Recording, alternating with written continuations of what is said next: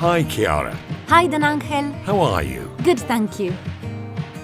Excellent.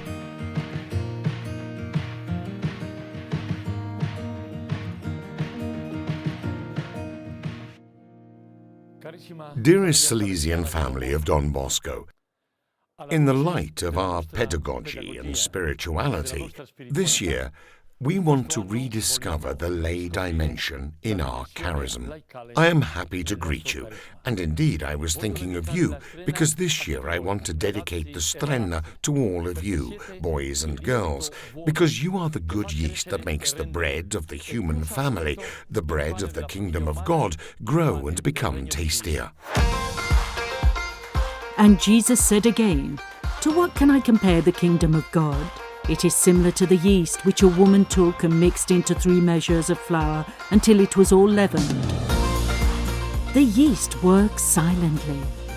The leavening occurs in silence, as is the work of the kingdom of God in its inner workings.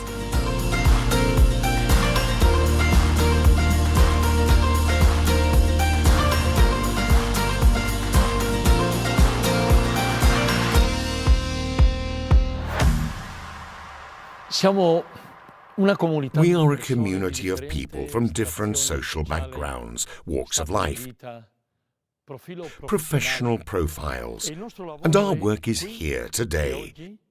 The kingdom of God requires our collaboration, but it is above all the Lord's initiative and gift. Our work is weak, seemingly small in the face of the complexity of the world's problems. But if inserted into that of God, it becomes very strong and is not afraid of any difficulties.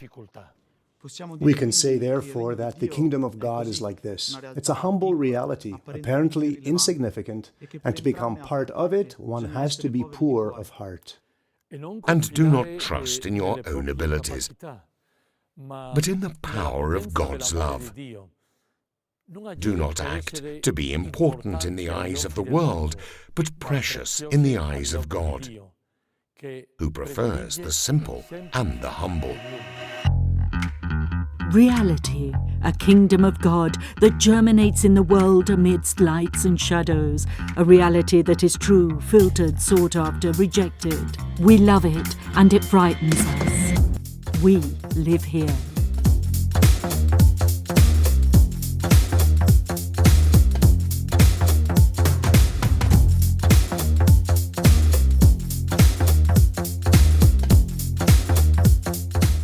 Pope Francis reminds us of this when he states, "Each generation must take up the struggles and achievements of previous generations and lead them to even higher goals."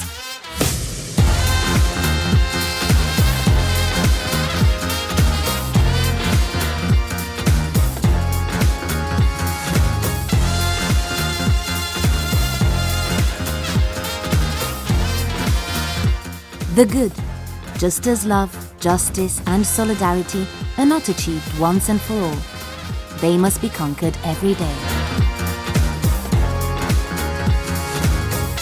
Let us remember, we live here.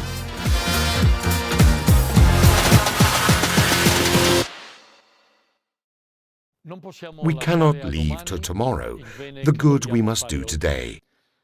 The human family is a family with many needs, in need of justice, of dignity for the lost and the discarded, in need of truth, in need of peace, as we well know, and of fraternity, in need of care for the common home, in need above all of God. We are called, as the family of Don Bosco, to be leaven in this human family. Humanity, strong, imposing, big, full of questions. We are part of it and we also distance ourselves from it. We work here.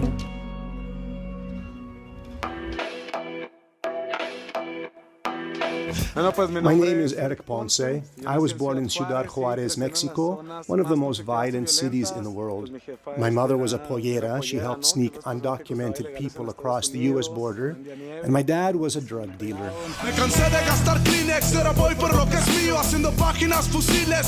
The atmosphere was so tense that I began to destroy every human connection I had. There was so much crime, killings in our parks, which had never happened before. Almost everyone had lost someone, a loved one to cry about.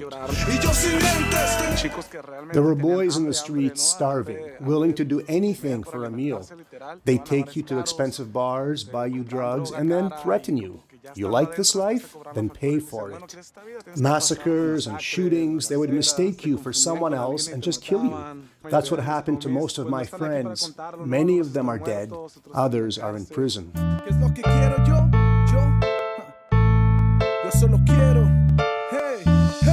En mi barrio no hay Neymar, ni Adidas ni Nike. Seguir buscando a Dios para invitarlo a hacer un fit. Sonreír como un pequeño sin tener que darme un hit. Y poder pagar un poco de lo que yo recibí. Que se vacíen las prisiones y se llenen las escuelas. Que se diga más tu rola está chingona y no su pinche me la pelan. Quiero no andar jugándome la vida por andar cogiendo pelo. Hey, yo solo quiero.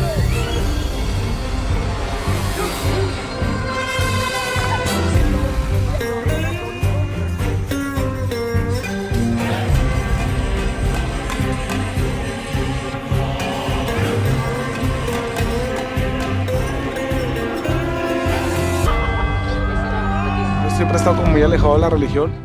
I had always stayed away from religion until I met Juan Carlos Quirarte. He made Christianity credible for me in a tangible human way. I liked his philosophy and we connected, and I discovered the power of his religiosity, his ability to express himself in writing, to include the excluded, to introduce God to the boys as motivation for change. All this gave me a new respect for the church.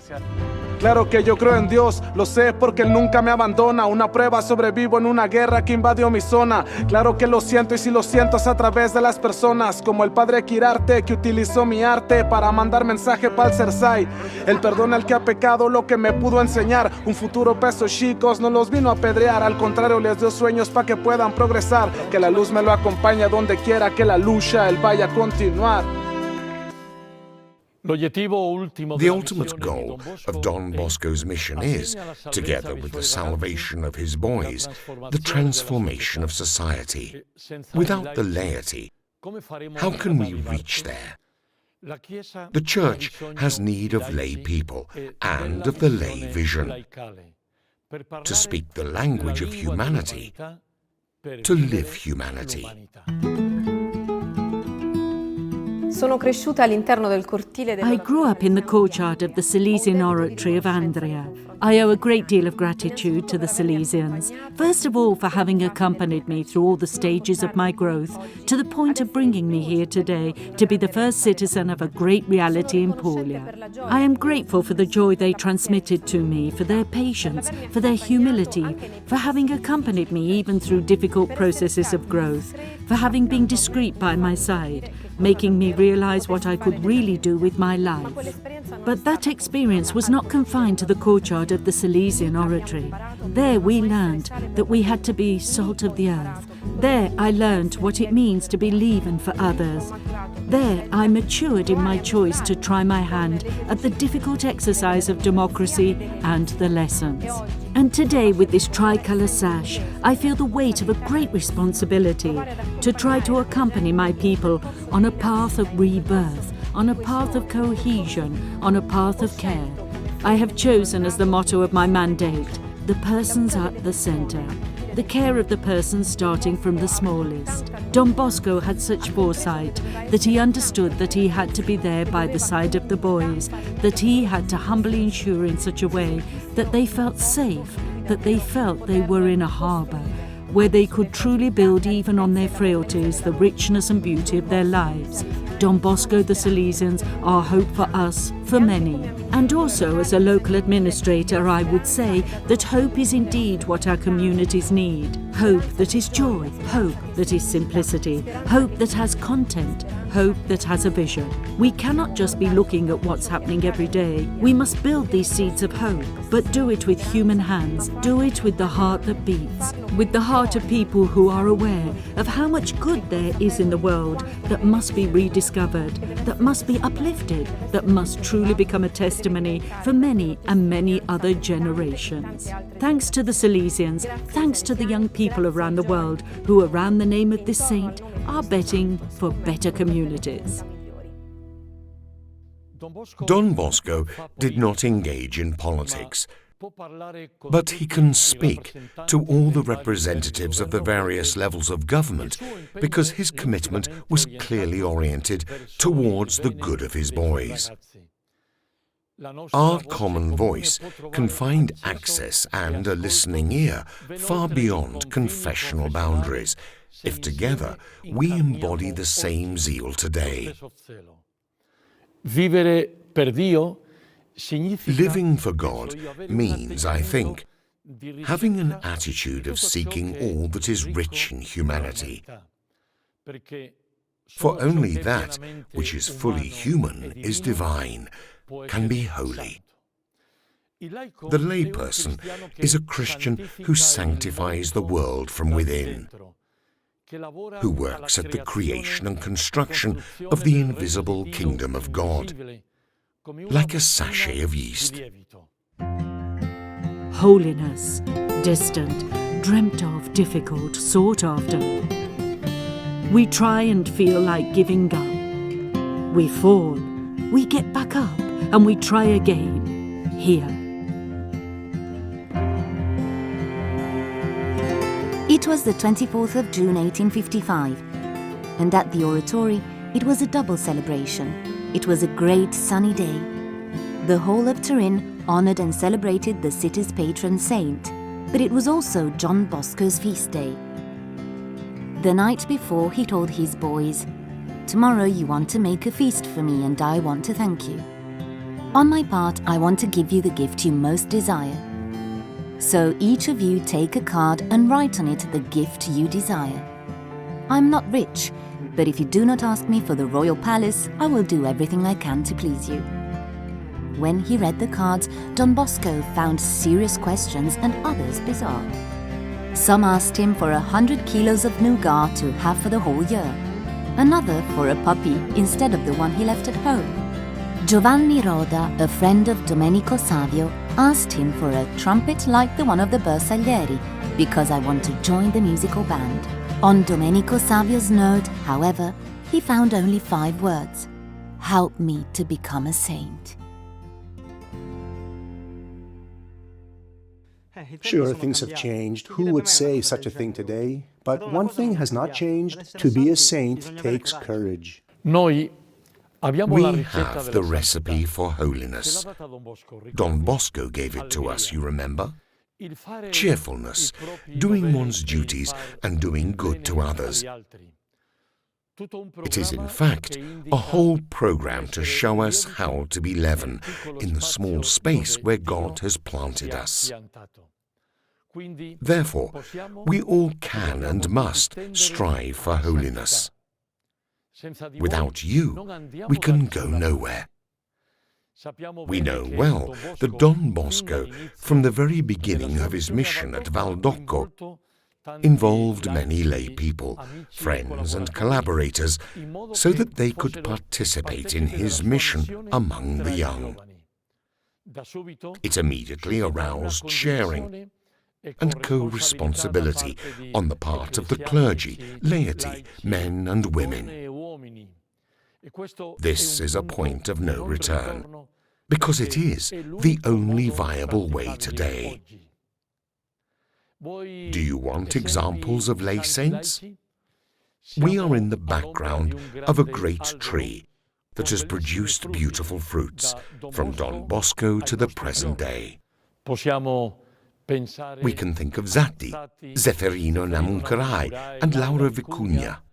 Albert Mavelli, Dominic Savio, Alessandrina da Costa, Attilio Giordani, the young martyrs of Potsdam, the young Bashir of Pakistan, or the Indian boy Bororo Simao, and the benefactress Dorothea of Chopitea. Also Mama Margaret, a beautiful figure of holiness. Of course, Mama Margaret, the holiness at the doorstep, the holiness of a mother who moulded the heart of her beloved son John, and who accompanied the birth of our charism without knowing it, in a simple way, by giving her life, the life she had and that she had left behind. And let's not forget Artemi dei Zatti, canonized just a few months ago.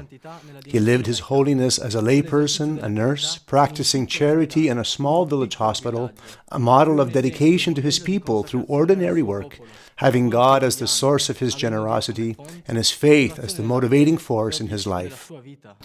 Of course. And one after the other, they show us how to continue working for the kingdom of God, and how to make this third measure of flour grow. I conclude, and I do so with this certainty.